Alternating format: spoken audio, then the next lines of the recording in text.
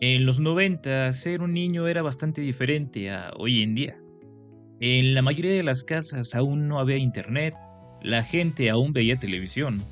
Y como curiosidad extra, seguramente en algún momento escuchaste que algo que te gustaba era del diablo. No importaba si era una caricatura, un juguete o un simple pedazo de cartón. Alguien siempre decía que esas cosas invocaban al chamuco. Y claro, nadie nunca lo vio con sus propios ojos, pero todos conocían a alguien que juraba que era real. Por eso, quédate hasta el final, porque hoy vamos a hablar sobre una época, sobre un miedo colectivo y sobre cómo muchas cosas nuevas se volvieron sospechosas simplemente por ser diferentes. Cuando pienso en los 90 y recuerdo que en aquella época era muy fácil que cualquier cosa famosa fuera del diablo, lo primero que se me viene a la mente es el video del niño predicador gritando que él no viene de la evolución, no viene del mono, o el pastor que odiaba los Nintendos. Sin embargo, para entender por qué todo era del diablo en los 90, hay que recordar cómo se vivía el mundo en ese momento. El Internet aún no era tan masivo y buscar información era bastante diferente. Debías ir a una biblioteca, preguntarle a un experto o tener una enciclopedia en tu casa. Fueron los productos que empezaron a llegar de otros países. Y no solo en juguetes o artículos de colección, también en las pantallas. Porque después de 30 años viendo la repetición del Chavo, comenzamos a ver monitas chinas. Y con las nuevas formas de jugar, de consumir y de imaginar, también llegaron muchas sospechas, sobre todo de gente mayor, que no entendía por qué veíamos lo que veíamos, ni coleccionábamos lo que coleccionábamos. Y su primera explicación fue, es cosa del diablo. Desde la animación japonesa, que por alguna razón siempre pensaron que era china, o la estridente música de rock and roll, todas esas cosas que le gustaban a los chavos y a los niños tenían un factor maligno y misterioso. Por ejemplo, si aparecían criaturas raras, seguro era ocultismo. Si tenía cartas, seguro se trataba de adivinación. Si tenía símbolos raros, seguro querían invocar a alguien. Y por supuesto, si venía de otro país, era aún peor. Era la mezcla perfecta de desconocimiento, miedo y por supuesto la resistencia al cambio, que viene de una idea simple pero poderosa, que afecta a todas las generaciones. Si no lo entiendo, debe ser malo. Por eso nunca necesitaron pruebas para decirnos que las cosas que amábamos eran del diablo. Así que aquí van 4 cosas famosas que chupó el diablo en su momento. El primero y quizá más famoso es Pokémon. El Pikachu y sus amigos tomaron de manera sorpresiva a México, excepto para Gus Rodríguez. Él sí sabía desde el principio que iba a ser un hit. Para todos los demás fue como si de pronto viéramos en la tele abierta, en los tazos, en los cuadernos y en los juguetes piratas del tianguis, a la ratita amarilla. Para los niños fue algo simple. Una caricatura de aventuras con criaturas raras peleándose y un viaje de amistad. Pero donde nosotros veíamos al ratoncito chapeado, otras personas, sobre todo en iglesias, empezaron a decir que era un demonio y sacaron el viejo argumento de que su nombre significaba más poderoso que Jesús, aunque prácticamente todos los protagonistas del anime en los 90 se llamaban así. Incluso comenzaron a circular cadenas impresas con hojas fotocopiadas y después en correos electrónicos que circulaban una idea. Como Pokémon significaba Pocket Monsters, entonces esa era la prueba definitiva de que eran demoníacos. Porque un monstruo no puede ser algo inocente. Incluso en algunas escuelas mexicanas las cartas y los tazos de Pokémon fueron prohibidos sin explicaciones claras. solo escuchabas advertencias de tus maestros como eso no es bueno y no sabes con qué estás jugando. Aunque de hecho creo que tenía bastante claro que estaba jugando tazos e iba perdiendo. También podemos recordar otros discursos respecto al programa. Por ejemplo, que lanzar una Pokébola era simbólicamente someter a una criatura, o que entrenar un Pokémon era aprender a dominar fuerzas ocultas, y que en general el juego era una introducción a los niños a todo lo maligno. Y aunque en realidad en el anime nada de eso existía, pues a la gente no le importaba.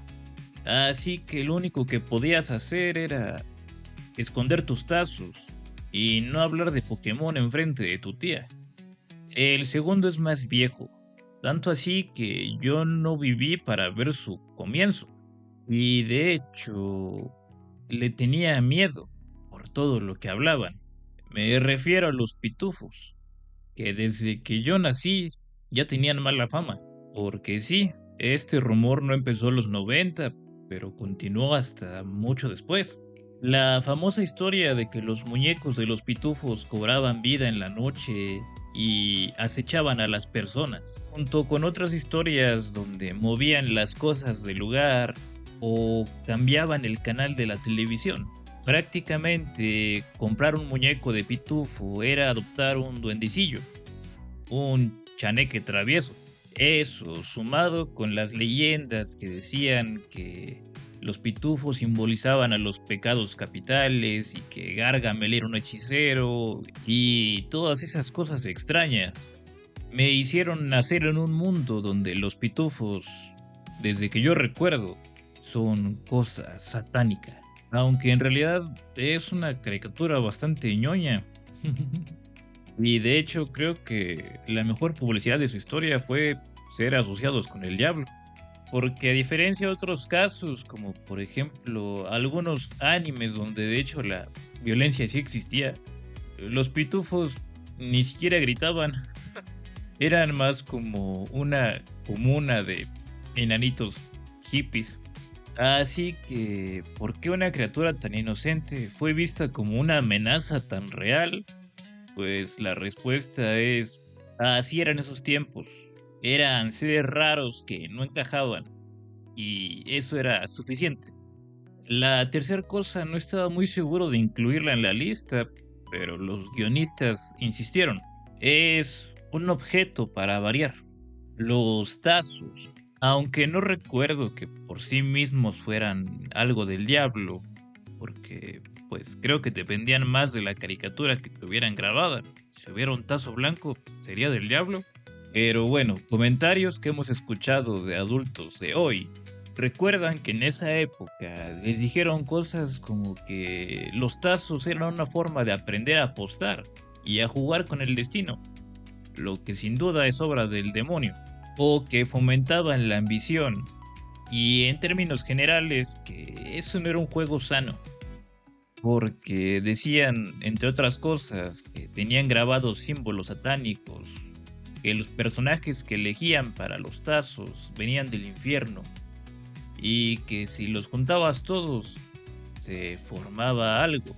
Aunque ahora que lo pienso, quizá eso último no estaba tan equivocado. Seguramente sí terminarías formando diabetes por tantas bolsas de papitas para juntar toda tu colección.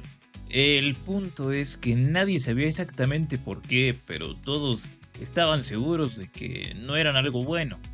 Muy probablemente solamente eran vistos como algo malo porque estaban fuera del control adulto, por así decirlo. Porque, claro, siendo un maestro de primaria de los 90, es más sencillo decirle a un niño que sus tazos vienen del infierno para que deje eso y ponga atención. Y el último es también un objeto y al mismo tiempo una serie, Yu-Gi-Oh! Una moda que en nuestro país llegó a finales de los 90 y principios del 2000 y que ahora que lo pienso, de hecho este sí tenía más elementos para considerarse satánico. Se veía más oscuro, daba mala espina y pues creo que no era para niños.